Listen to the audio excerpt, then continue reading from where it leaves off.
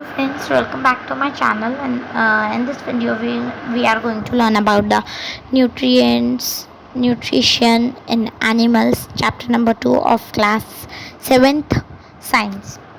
So let's get started.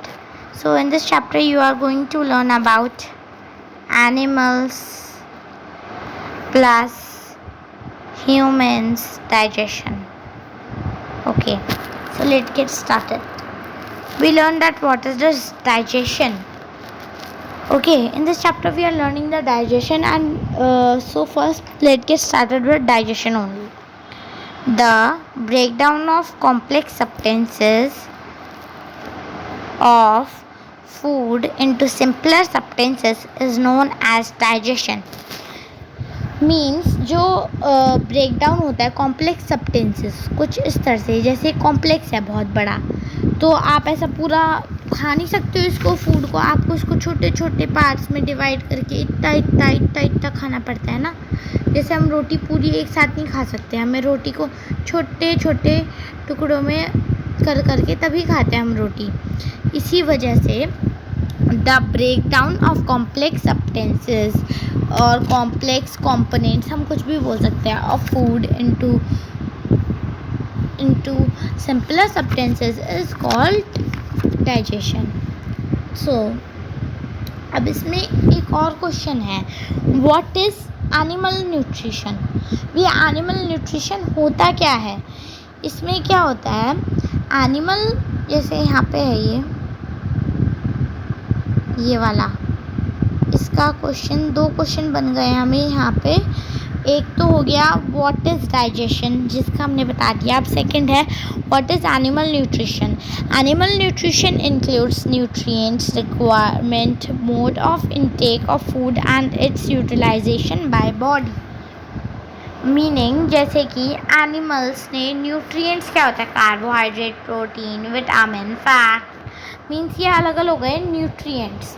और इनका जो मोड होता है इनटेक का, हमारी जैसे बॉडी है, हमारी ये बॉडी है, इसके अंदर इनटेक का, उसके डाइजेशन का और फिर उसके इजेशन का, उस सब को क्या बोलते हैं, न्यूट्रिशन। मीन्स हमने उसका सारा न्यूट्रिशन एब्जॉर्व कर लिया है।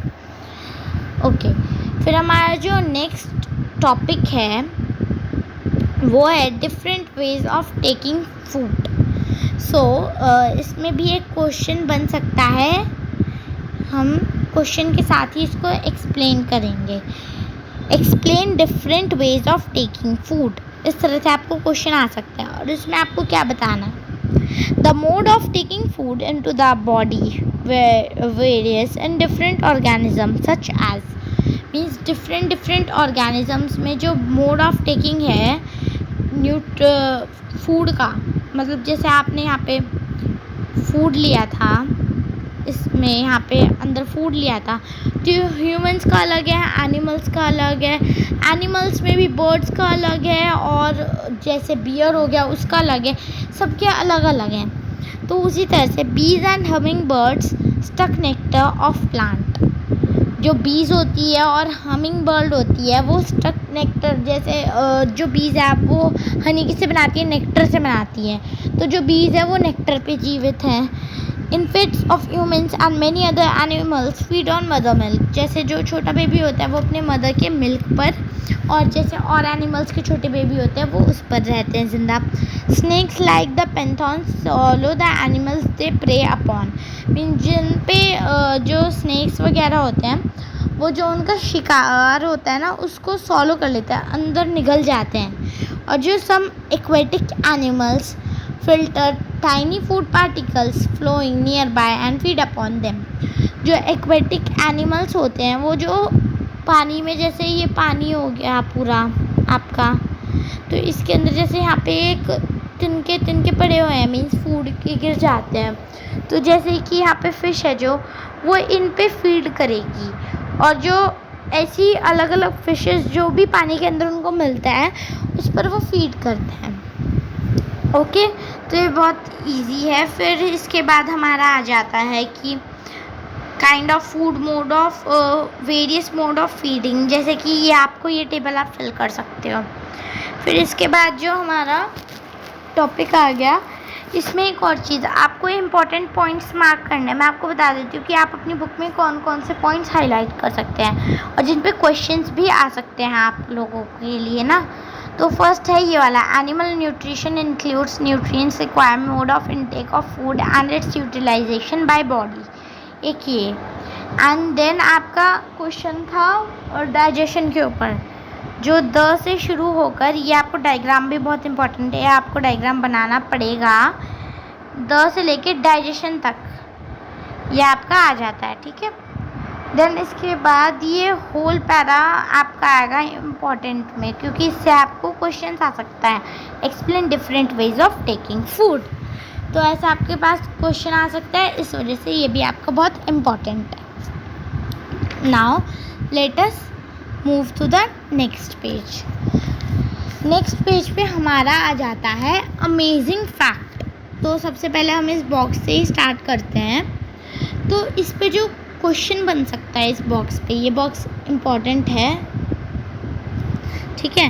तो इस बॉक्स पे जो क्वेश्चन बन सकता है वो हो सकता है explain food habit in starfish. ये स्टारफिश है, इसकी फूड हैबिट एक्सप्लेन कीजिए। तो स्टारफिश जो होती है, starfish feeds on animals covered by hard shells of calcium carbonate.